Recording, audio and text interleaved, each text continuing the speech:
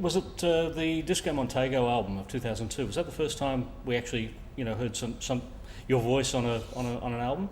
Oh, I guess it would have been, yeah. I think that was the first release I did. Yeah, I mean, those boys are just so talented. I mean, obviously we lost Darren, unfortunately. He was just an amazing writer and an incredible musician. And it's sad to have him gone, but I guess that was, that was actually a really, really long session. I remember like Darren coming in and we were in there for hours and hours, like recording this song that he'd written, obviously, and he wanted to just get it right. He's just so talented. It was like an honour to work with him. And then there was, I guess, on the Version album with Mark Ronson, where you did that Smiths cover, and there was sort of some troubles that brewed out of that, wasn't there? Oh, I mean, it was there was death threats sent. I mean, Smiths fans, like, they're the hardest fans they're the softest fans in the world, but they're like the most cutthroat fans in the world, I guess. It's like, you don't want to mess with a Smiths fan, and we did. You learnt the hard way. Yeah, I mean, we were, Mark was making that album. I thought, when he asked me to sing it, I thought he was kind of making it for fun. He just, he asked Santo Gold to sing something. He asked, a bunch of his friends, to sing his favourite songs, and I thought that it was kind of more of a, of like a fun project for him, so he could have a bunch of his favourite songs that would work within an up-tempo, DJ set. And then it ended up coming out on Columbia, and I guess they, people just embraced it. Oh, that light's gone out. Yeah. And yeah, so I guess it's sort of, it was such a surprise when that song sort of did so well, and I think none of us really expected it.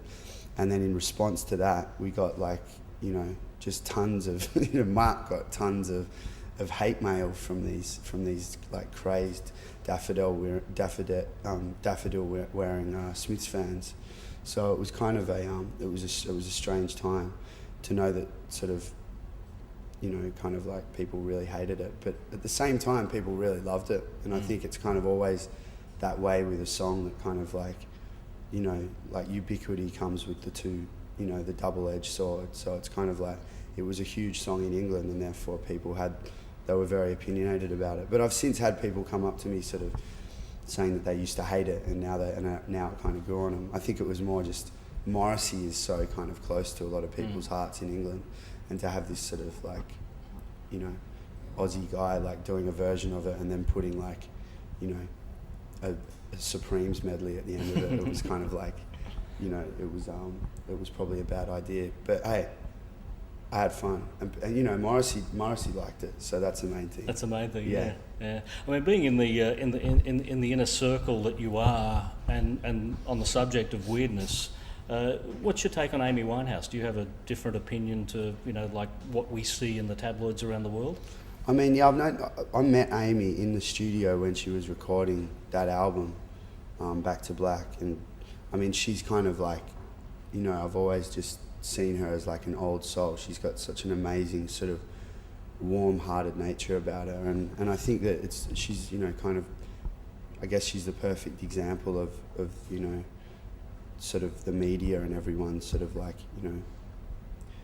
kind of really affecting. I mean, it's when there's that much attention about you and your lifestyle, I mean, it's hard not to kind of to lose sort of track or lose sight of what you're doing. I mean, I think she's doing fine now, though. I think she's back writing and recording songs, so I'm really kind of, I'm excited to see what she comes up with next. But she's just such a lovely, a lovely girl that I'm sure she'll pull through. Would you work with her? Of course. I mean, like, yeah, of course. I haven't seen her in about 6 months, but yeah, of course I would, yeah. Mm-hmm. No, the other tragic story we had in the last couple of days was the death of Michael Jackson. How did that affect you? It really hit me hard, yeah. I was doing morning television, I was doing Sunrise, and I just sang a song and I was about to sing another one, and then I heard the news, and it was shocking.